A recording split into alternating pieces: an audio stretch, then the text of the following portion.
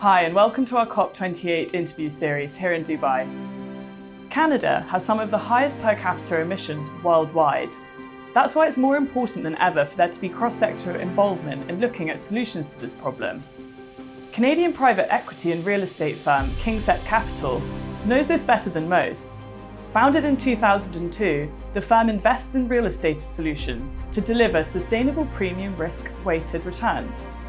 Thanks for joining us, Kit Mills, Vice President of Sustainability and Resilience at KingSett Capital. So how does it feel to be here at COP? Feels great. Dubai is a beautiful city. It's warm, but not too warm. It's good that it's happening in November. Is there anything you're excited to see while you're here? Yeah, the innovation, the technology. We feel like we're leaders in Canada around decarbonization. But the question is, what are other jurisdictions, countries doing? Is there anything we can learn from them? Right. Or vice versa, is there anything that they can learn from us?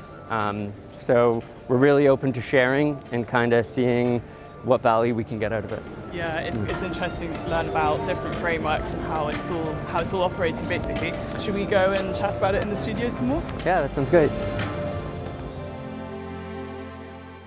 So welcome, Kit. Thank you. Tell us more about KingSett Capital and what you do as a company. So Kingset is Canada's leading private equity real estate investment firm.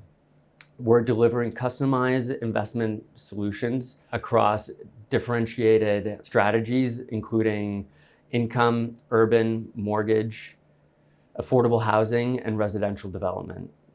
We do this in a way that balances institutional risk management so that we can deliver sustainable premium risk-weighted returns.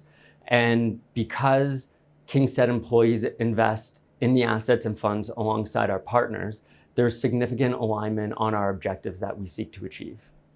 So historically, how has KingSett embraced ESG principles throughout its portfolio? So KingSett's embraced ESG for over a decade, and this has been with the significant support from our senior leadership team, which is absolutely crucial if you want to take meaningful action against climate change. And we do this through the lens of creating true value for our stakeholders, be it our investment partners, the tenants in our buildings, or the surrounding community. We do this with the mindset that everything changes and we need to embrace change. And that fits with our own approach to commercial real estate because we're always looking for new opportunities. So following on from that, how does KingSett establish its ESG objectives and principles?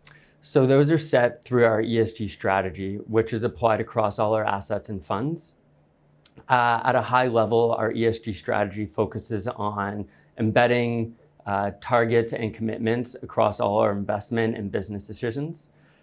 Ensuring that we're setting meaningful targets and executing our decarbonization initiatives, setting or exceeding our sustainable development targets, as well as having an ESG steering committee that ensures the evolution of the program remains market leading.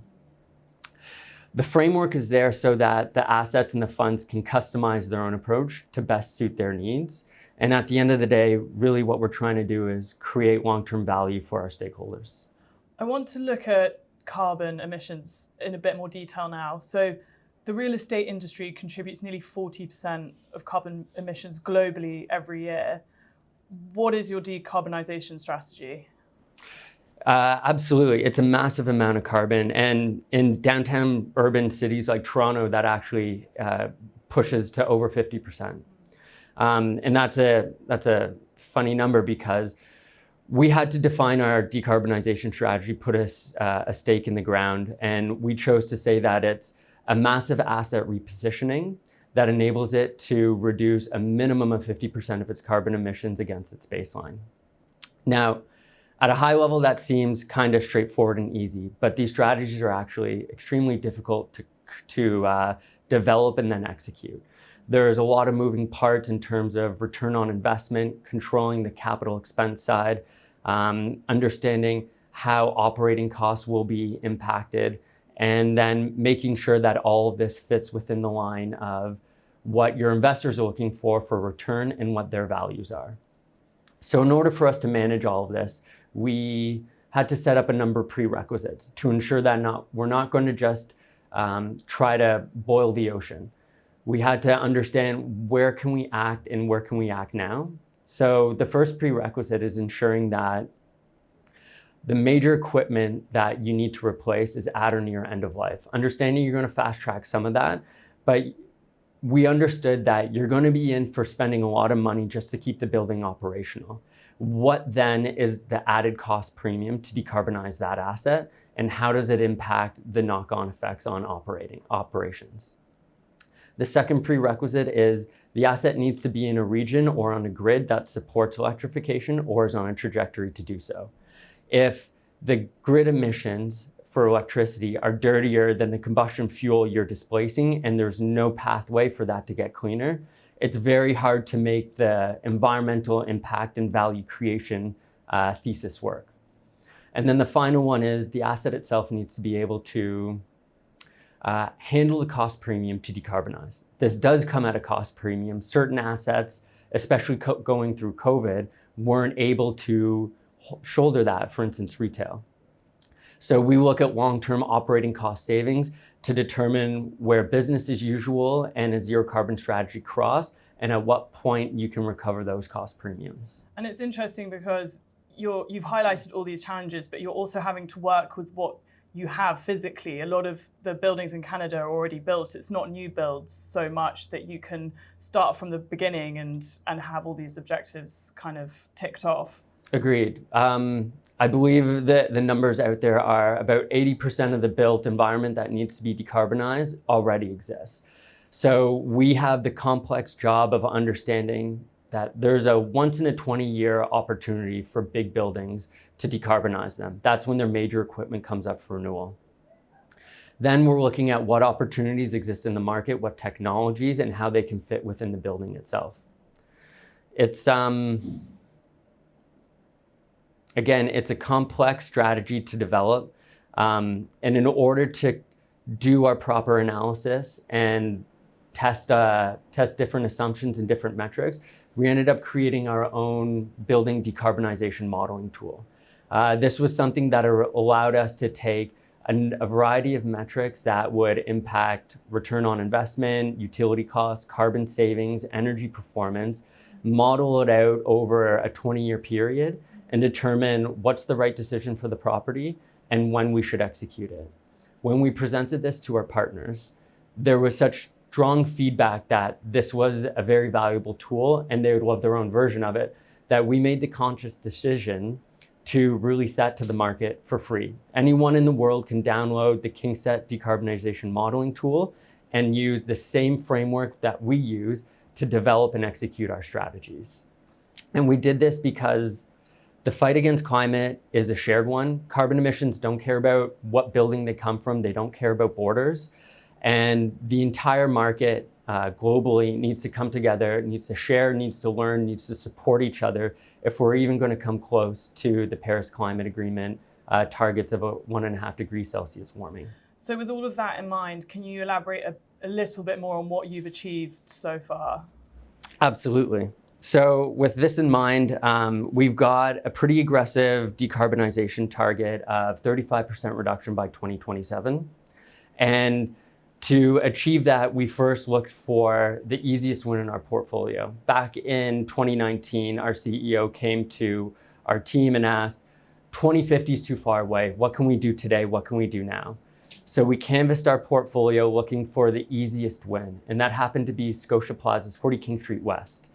And if you know anything about the Toronto skyline, it's a 69-story, 1.5 million square foot office tower that is unmissable. The unique thing about that building is it was designed and built as an all-electric building back in the 80s. And there were very few combustion-based fuel systems that required retrofitting. And what that enabled us to showcase to our senior leadership and our investors was that you can be an all-electric building in a downtown competitive market and not sacrifice rents or income because you're on what is typically regarded as a more expensive energy source. We were able to do that in 2020, and then fast forward 2 years later, 100 Yonge Street, which is part of the Scotia Plaza complex, is a 250,000 square foot office building with a very traditional energy makeup, natural gas for heating and domestic hot water, electricity for cooling and kind of plug loads, things like that. We executed that decarbonization strategy in 2022. We turned off its natural gas lines and haven't turned it on since.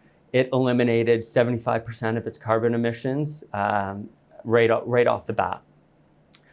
Then the most recent one is the Fairmont Royal York Hotel in downtown Toronto. It's a 94-year-old historic building, 1.3 million square feet, 1,300 rooms. We developed and executed that strategy over the last 3 to 4 years, and we just recently finished up it, and it's now going to have eliminated 80% of its carbon emissions against its baseline, which turns into 7,000 tons of carbon emissions annually, which is, I think, equivalent to about 1,600 passenger vehicles taken off the road every year forever. Some great strides there, but as you said, there's always more work to be done. So what are you planning in the future to decarbonize further more of your portfolio? So we have the aggressive target of 35% by 2027. We have our targets being submitted to Science Based Targets Initiative now, not just to cover individual funds, but to cover the entire Kingset portfolio. So that's part of it. The next thing is to expand our decarbonization strategies to our other asset classes. Right now, it's been very focused on office, mainly because there's been a lot of demand on the investor and tenant side. But we're now opening it up to our multi-res, our retail, our industrial assets as well. And then there's the new developments, ensuring that all of our new developments are net zero carbon operationally and controlling embodied carbon with the goal of, reducing it as much as possible to, at some point in the future, eliminating embodied carbon altogether. After we decarbonize a property, we certify it to the Canadian Green Building Council Zero Carbon Building Standard.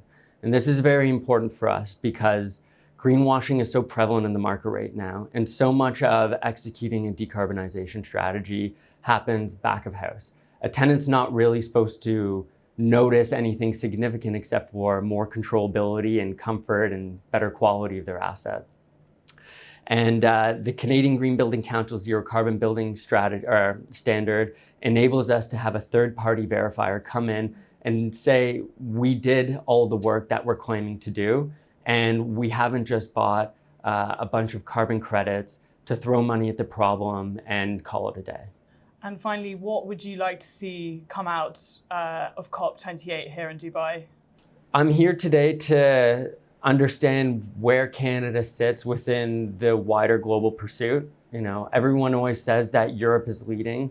I believe that we've made a lot of ground on that. We've adopted a lot of the technologies that would have been commonplace in Europe today.